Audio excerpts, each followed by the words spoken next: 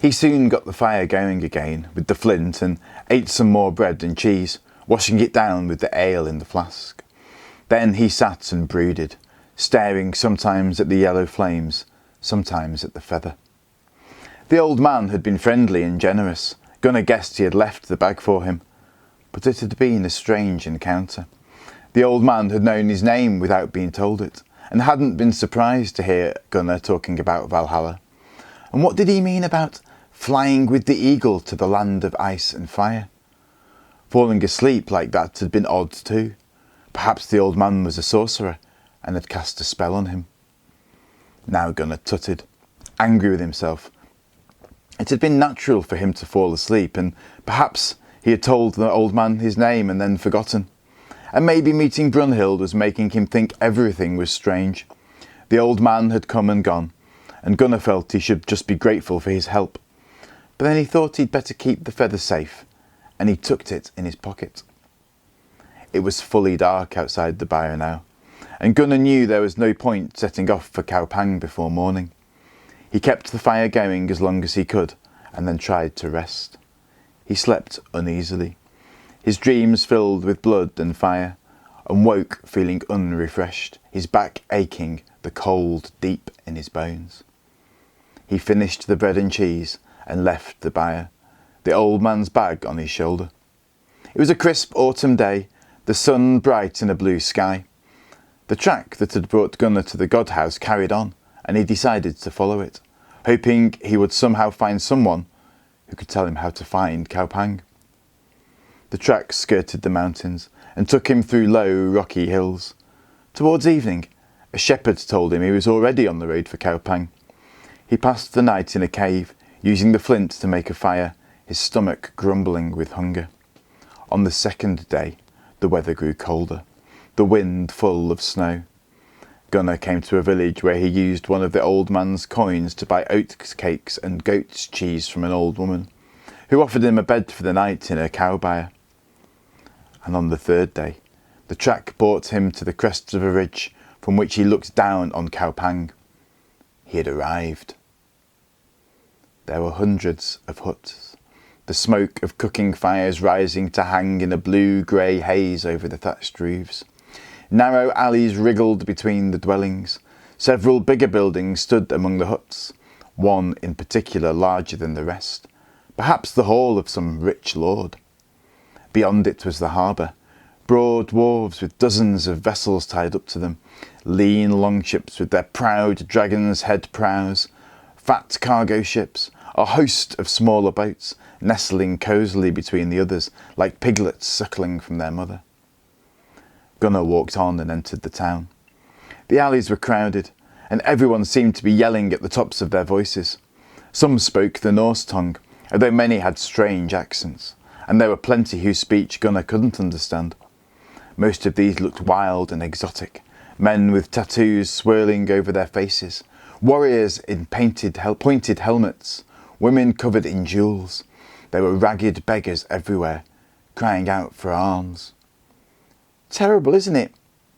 said a voice behind him. "It's a smell I can't stand." Gunnar turned around. A boy a little older than him was standing nearby, thumbs hooked in his belt, a grin on his face. He was wearing ordinary clothes and boots like Gunnar's, and had a shock of fair hair and blue eyes.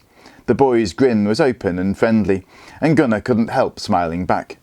"Mind you, the old town stinks. It's not just the beggars," said the boy. "I hate to think what's in the mud of those alleys.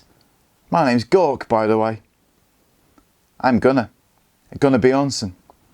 "Well then, Gunnar, son of Bjorn, what brings you to crowded, stinking old Kaupang? Nobody comes here without a good reason." Gunnar paused. It would probably be a bad idea to tell the story of what had happened to him. If he started talking about Valkyries and Valhalla, this boy might think he was mad, and a friend with local knowledge might prove useful. "I've come to take passage on a ship," said Gunnar at last, deciding to tell Gork the truth, although not all of it. "I have to find my father." "Well, you won't be the last to go on that particular quest." Gork put his arm round Gunnar's shoulders. "This is your lucky day. I know plenty of men who own ships, so there's nothing better to help you. But first things first, let me treat you to breakfast. You look as if you could do with a good meal." "You don't have to do that." Gunnar felt his cheeks flush. He didn't want Gork to think he was poor like the beggars. "I can pay my own way." "Course you can. No offence meant," said Gork. He took Gunnar by the elbow and led him towards the entrance of a narrow alley. "I was just trying to be friendly. I know the best places to eat. There's a great tavern down here." Gunnar resisted, a small voice in the back of his mind warning him to be careful. But he was hungry, so he let Gork pull him into an alley. It was fine at first, but then gradually the huts seemed to close in on them.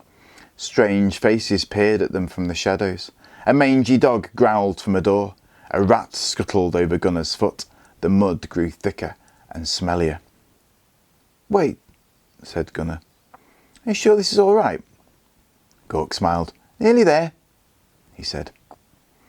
They soon came to a place where another narrower alley cut across the one they had been following. Gork stopped and turned to face him. "Is this it?" said Gunnar. He looked around, puzzled. The alleys were empty, the huts shuttered and silent. "I don't see any tavern here." Suddenly, two boys stepped out of the shadows. They were dirty and mean-looking and bigger than Gork and Gunnar. One was holding a wooden club the length of a man's forearm, and they were both smirking. Gunnar took a step backward. The boy with the club stepped forward, and the other new arrival moved to cut off Gunnar's retreat. "What's all this about?" said Gunnar. "I'm not looking for trouble." "It seems you found it anyway," said Gork, still smiling. "My friends are called Ivar and Niall. Now, hand me that bag of yours." "No, I won't," said Gunnar. Gork shrugged, and Niall smashed his club into Gunnar's elbow. Gunnar cried out and dropped the bag as pain shot from his shoulder to his fingertips.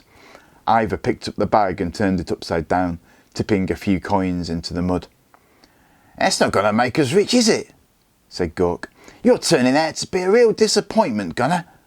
But at least we've got another way of making a profit from you. Well, don't just stand there, you two. Tie him up." Niall and Ivar wrenched his arms behind his back. Gunnar cried out again, but Ivar silenced him with a punch to the gut, and he felt them tying his wrists together, the rough twine biting into his flesh. Then they hustled him away down one of the dark alleys, Gork following behind. "Where are you taking me?" said Gunnar at last, struggling to catch his breath.